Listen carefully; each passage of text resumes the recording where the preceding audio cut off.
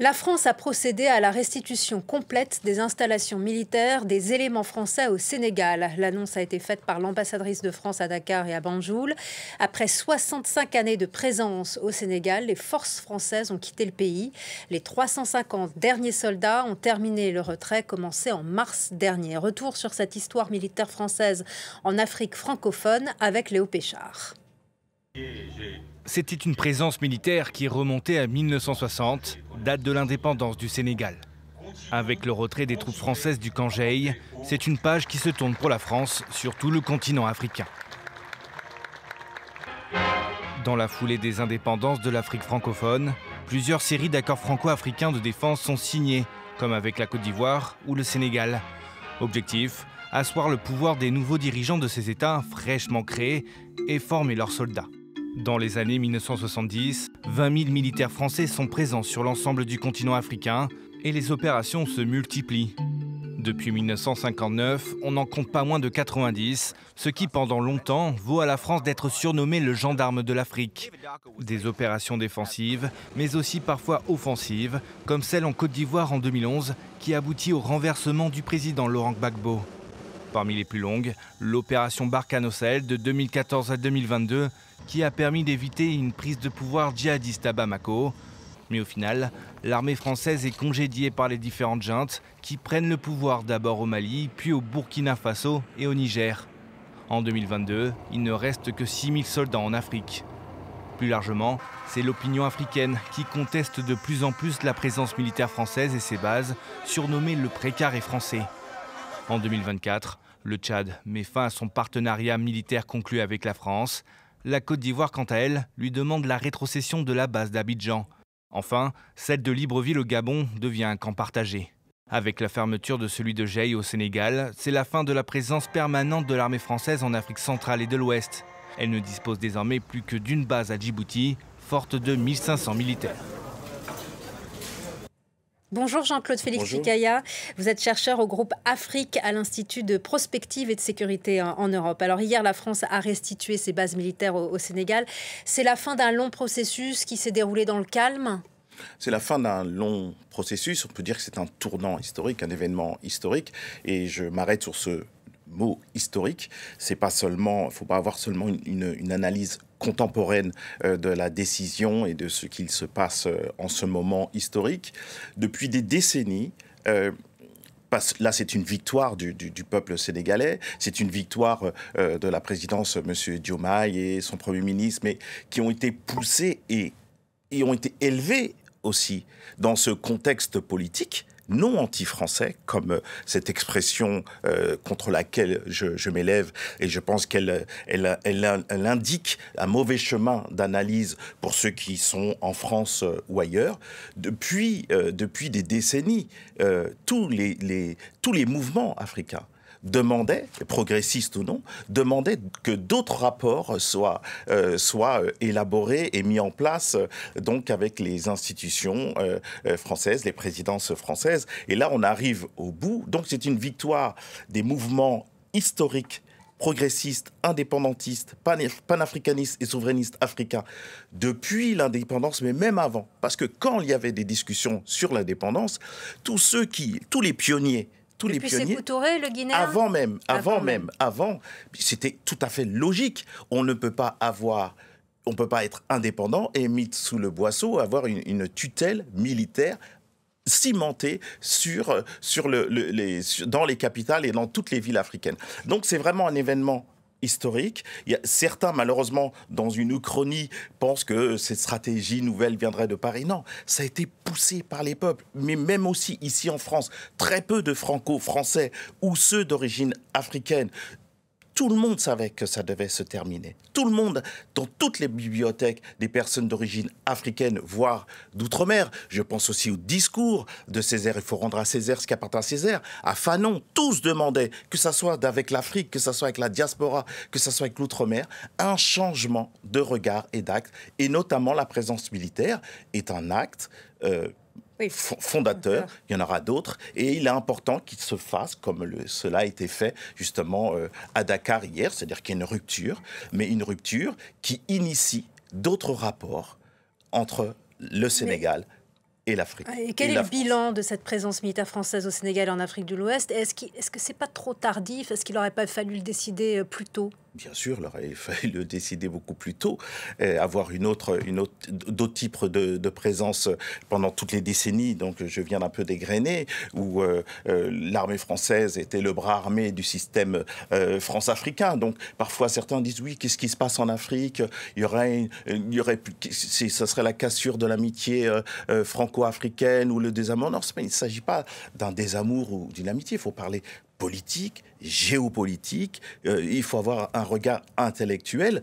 Le bilan, c'est aussi des pouvoirs qui ont été défaits, des oppositions qui ont été défaites. Tous ceux qui voulaient mettre fin à la France-Afrique n'arrivaient pas au pouvoir ou étaient mis de côté. Tous ceux qui étaient contre les multinationales françaises et autres, qui ne voulaient pas que ce système de prédation et de domination se poursuive, étaient mis sur le côté. Donc voilà, il faut, dans le respect de toutes les intelligences, africaines, sénégalaises, françaises et autres, il fallait absolument rentrer et initier une nouvelle ère. C'est bien qu'elle se fasse de cette façon à Dakar. L'ensemble de la coopération doit être remise à plat, a déclaré le président français Emmanuel Macron. Alors comment va s'organiser cette nouvelle coopération ? Il va falloir absolument que le changement de paradigme soit pas seulement un changement paradigmatique, sémantique, mais que les paroles, comme ce qui vient de se dérouler hier à Dakar, puissent se mettre en œuvre, se matérialiser. Et là, c'est dans un mouvement réciproque. Donc tout ne peut pas se faire seulement à Paris et par Paris, mais par toutes les capitales françaises. Entendre, certes, les institutions au pouvoir, mais aussi la tectonique des peuples, la géopolitique des peuples en Afrique, qui parfois ne sont pas toutes libérées de dictatures, de régimes autoritaires, de régimes totalitaires, qui parfois vont dire qu'ils se sont mués en panafricanisme. Dans le panafricanisme, il y a la démocratie. Dans le panafricanisme, il y a le pluralisme. On peut reprendre facilement le discours de M. Lumumba en 1960, celui de Sankara le 4 octobre, qui parle de panafricanisme ne peut pas se passer de la démocratie. Et d'ailleurs, quand l'Afrique se décolonise, elle décolonise aussi la France. Elle démocratise la France. Parce que la France ne pouvait pas être une république en ayant des colonies avec des lois coloniales, donc racistes. Donc c'est un événement historique. Je pense que le bruit n'est pas assez fort.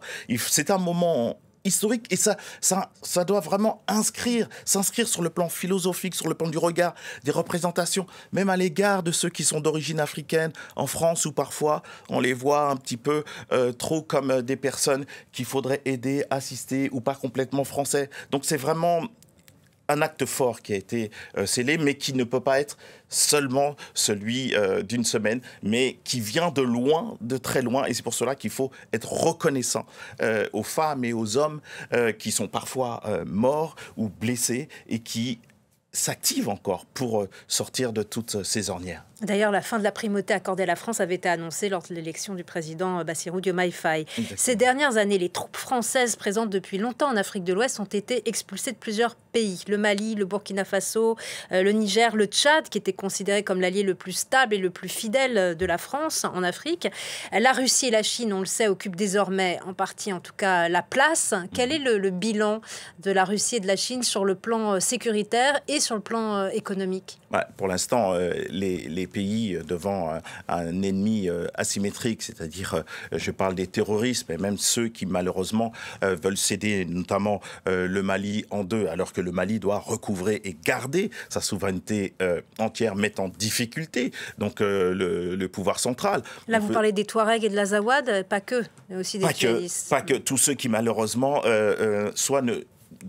si on prend ce qui est dit, soit ne sont pas assez entendus, soit ne sont pas assez pris en compte. Mais en tout cas, le Mali veut garder, et c'est tout à fait légitime, sa souveraineté entière. Le bilan est pour l'instant mitigé. Ça dépend là où l'on se pose et comme on l'entend. Mais le terrorisme n'est pas encore vaincu. Mais il est difficile pour tout pays au monde de venir à bout du terrorisme. Pas seulement parce qu'ils sont maliens, ou autres burkinabés, ou autres africains. Dans le monde entier, la lutte contre le terrorisme demande demande une coalition. Et la lutte, quand la guerre est fratricide, je parlais de l'Ukraine ne peut pas s'en sortir seule. Donc, ils sont aidés par le monde entier. Donc, reposer aussi la question à l'ONU, mais aussi à d'autres, mais aussi aux présidents africains avec qui ils veulent travailler, avec qui ils veulent se défendre, sans tomber dans les travers dans lesquels les présidences africaines parfois se sont retrouvées. Et quelles sont les relations justement du Sénégal avec le pays voisin, par exemple le Mali, et d'autres pays comme le Burkina Faso ou le Niger, qui sont dirigés actuellement par des juntes ? Ils dialoguent, des cultures sont très proches. Ils ne se voient pas comme des adversaires ni des ennemis, mais comme des frères avec qui ils sont parfois d'accord ou pas d'accord. Mais ils essayent de se mettre d'accord parce qu'ils savent très bien que la sécurité des uns est aussi liée à la sécurité des autres. Donc le panafricanisme, c'est pas seulement s'en sortir seul, il faut revenir au texte. Et puis l'Afrique politique n'est pas seulement mue par une idéologie, le seul panafricanisme, aussi le pragmatisme politique.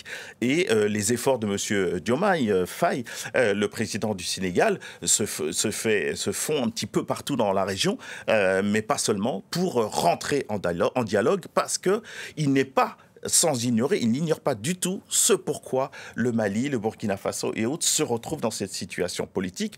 Donc sa vision, sa volonté légitime et logique, c'est que le Mali et tous les pays de l'AES et du Sahel s'en sortent. Toutes les populations s'en sortent et restent souveraines et ne prennent pas peut-être d'autres pays comme tutelle. La problématique, c'est pas de changer de tutelle. La problématique, c'est de rester émancipé, souverain et d'avoir un État debout, pluraliste, démocratique, avec la question sociale au centre des préoccupations.